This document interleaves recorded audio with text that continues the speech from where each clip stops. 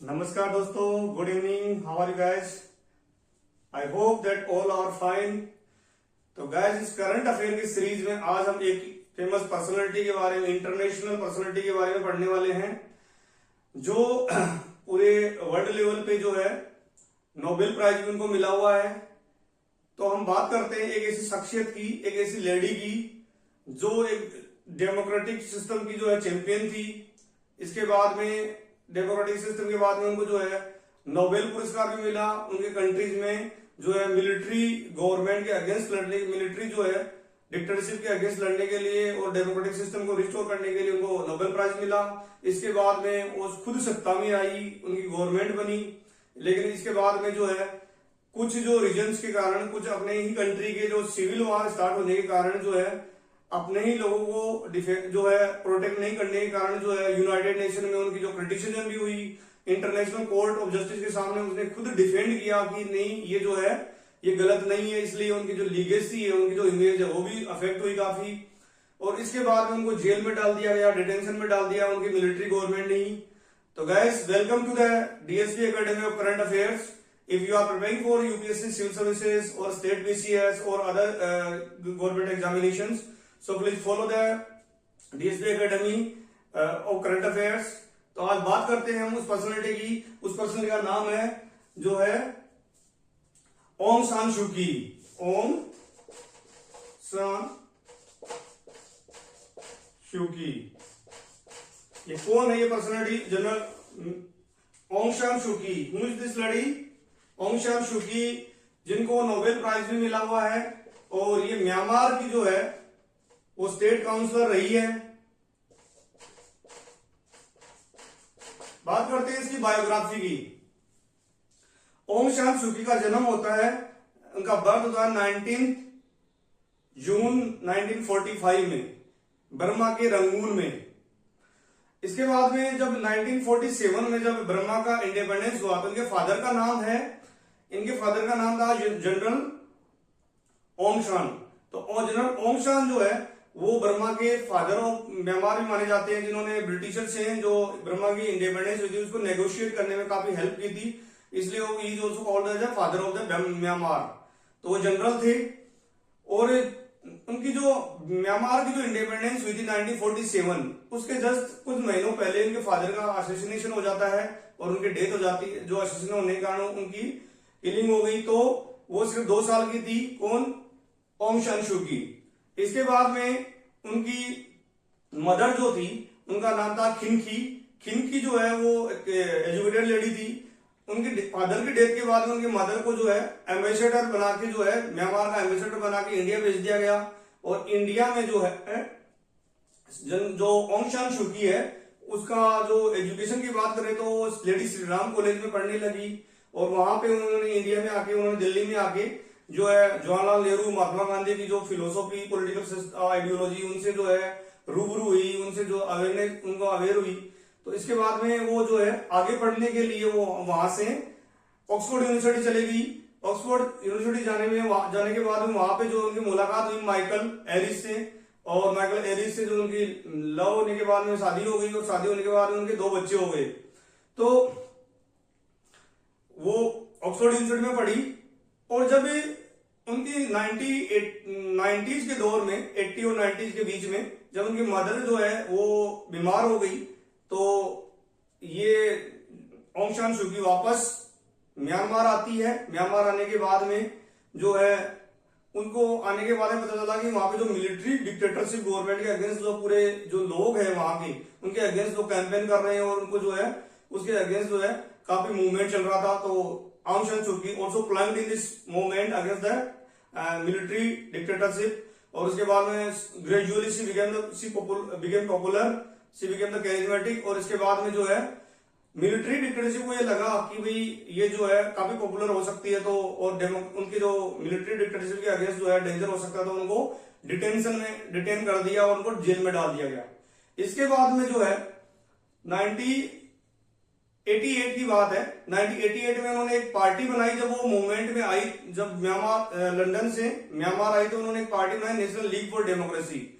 और जब 89 में उसको जो है म्यांमार में उसको जेल में डाल दिया गया।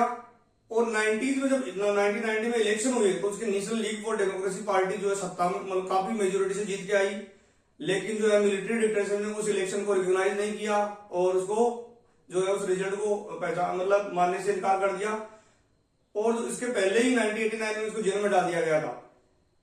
बात करें थोड़े आगे की तो 1991 में जो है ऑंग सान सू की को जो है नोबेल प्राइज मिला इसके उस डेमोक्रेटिक सिस्टम के लिए रिस्टोर करने के लिए म्यांमार में।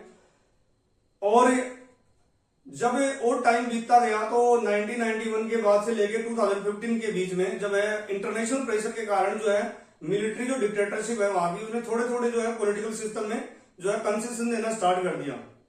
कंसेशन मतलब जो है सो दैट रिप्रेजेंटेशन के लिए।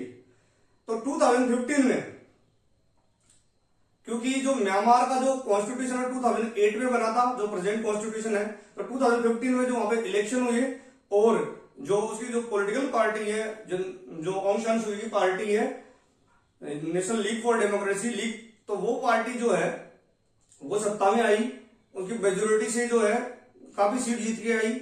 लेकिन जो है ऑंग सान सू की के जो है बच्चे जो फॉरेनर थे, उनका हस्बैंड फॉरेनर था, इसलिए जो है वो प्रेसिडेंट नहीं बन सकती थी क्योंकि मिलिट्री ने पहले अमेंडमेंट कर दिया था कॉन्स्टिट्यूशन में, तो इसलिए उसने उसको स्टेट काउंसलर बनाया गया।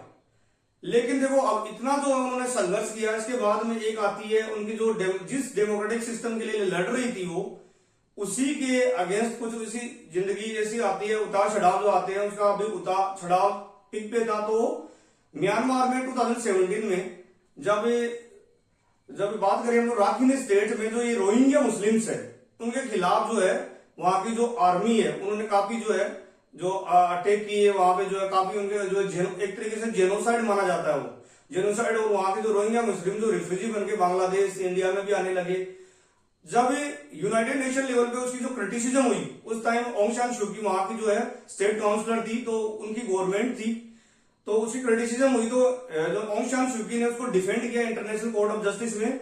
और यही एक वजह से जिससे उसकी लीगेसी जो है उसकी इमेज जो है नेगेटिव होने लगी। और इसके बाद में एक जो कैरिज्मेटिक लीडर थी जो डेमोक्रेटिक की प्रोपोनेंट थी वो उसका जो है ये जो स्टैंड है वो नेगेटिव जाने लगा। और उसके बाद में उसके जो बाद में जैसे मिलिट्री ने उनकी वहां की मिलिट्री डिक्टेटरशिप ने जब सिविल वॉर स्टार्ट हो गई तो उसको डिटेन कर दिया। और अभी रिसेंटली अभी तक वो जेल में थी, अभी 2025 दिसंबर से लेकर फरवरी 2026 तक जो है इलेक्शन हुए वहां पे। और जो मिलिट्री बैक पार्टी है union solidarity and development party है उसकी जो है पार्टी जो है उसकी जो मेजोरिटी आई है। और जो जनरल मीन ओंग हलेंग जो है वो वहां के जो मिलिट्री जनरल थे पहले वो भी प्रेसिडेंट बने हैं वहां पे। तो ये तो थी एक लेडी की जो कहानी कि कैसे जो है एक पीक पे जाके डेमोक्रेटिक सिस्टम के लिए वापस डिक्लाइन हो गई। अब हम बात करें म्यांमार के पॉलिटिकल सिस्टम की, थोड़ा सा बात करते हैं। तो म्यांमार का जो पॉलिटिकल सिस्टम है, पॉलिटिकल सिस्टम ऑफ म्यांमार,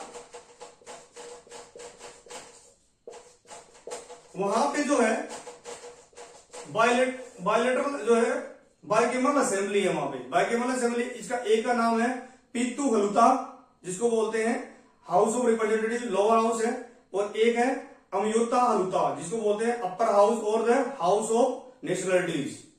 तो बात करते हैं हम लोग ये टू हाउसेज जो है ना, पृथु हलुता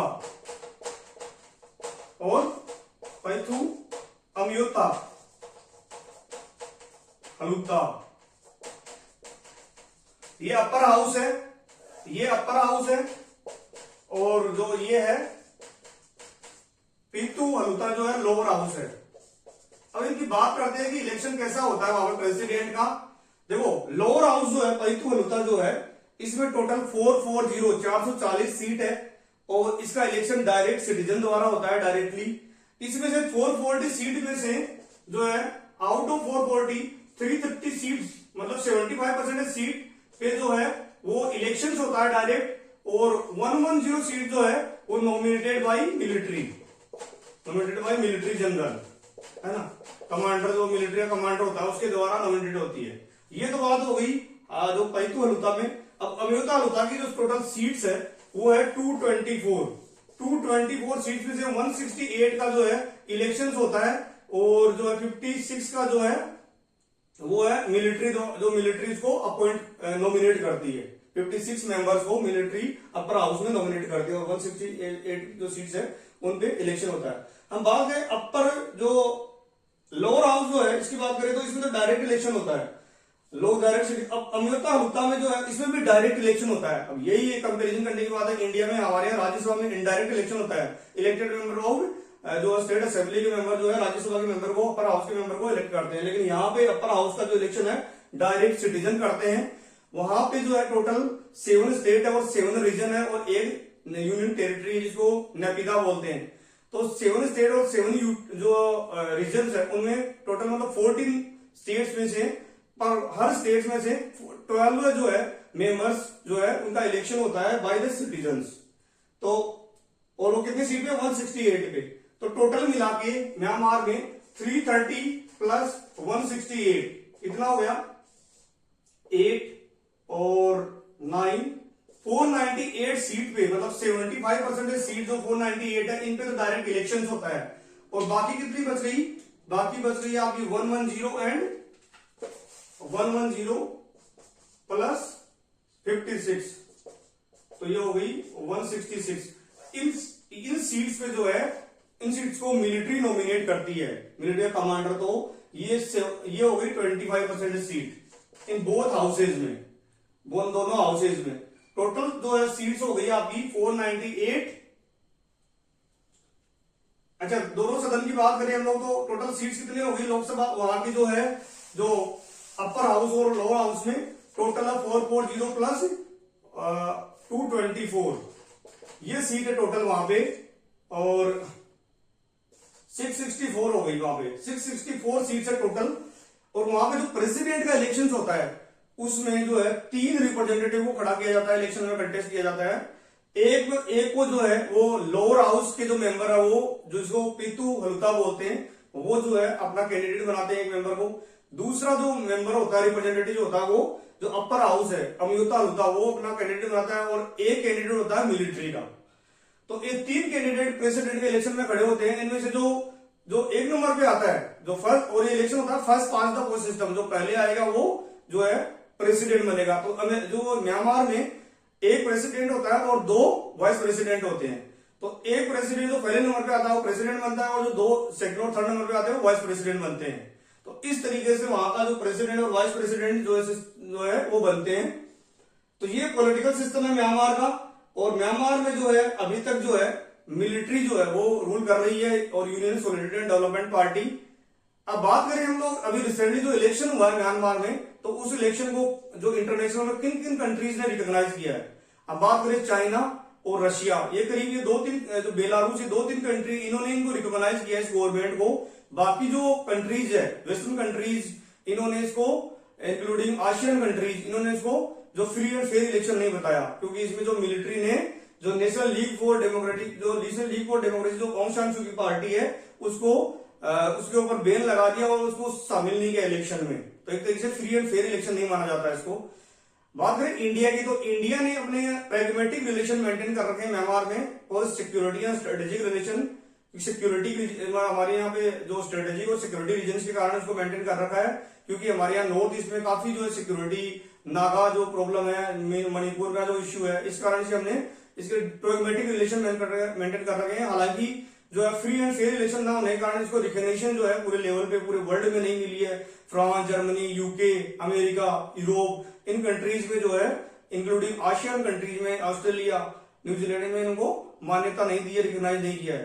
तो गाइस ये तो था आज एक जो है एक पर्सनैलिटी ओंग सान सू की जो है जो उनकी किताब ही है फीयर फॉर फ्रीडम, और उनकी जो दास्तान, उनकी जो बायोग्राफी है कि कैसे एक जो है लेडी का जो है अब पिक पे जाके डिक्लाइन होता है, डेमोक्रेटिक सिस्टम के लिए जो संघर्ष करती है। तो व्हाट डू थिंक कि जो है जो डेमोक्रेसी की चैंपियन रही है ओंग सान सू की, क्या जो रोहिंग्या जो इश्यू था, रोहिंग्या जेनोसाइड था, क्या उनकी जो लिगेसी को डिक्लाइन किया है? What is your suggestions? Please comment about the suggestions कि क्या आपको लगता है। तो गैस आज हम लोग इतना ही पढ़ेंगे। आपको ये जो इश्यू अच्छा लगा ये जो है, तो आप please DSP academy of current affairs को सब्सक्राइब कीजिए, शेयर कीजिए और बेल आइकन को दबाइए ताकि नोटिफिकेशन को दबाइए, सो दैट आप लोगों को जो नए नए इश्यू मिलते रहेंगे। तब तक के लिए थैंक यू, धन्यवाद।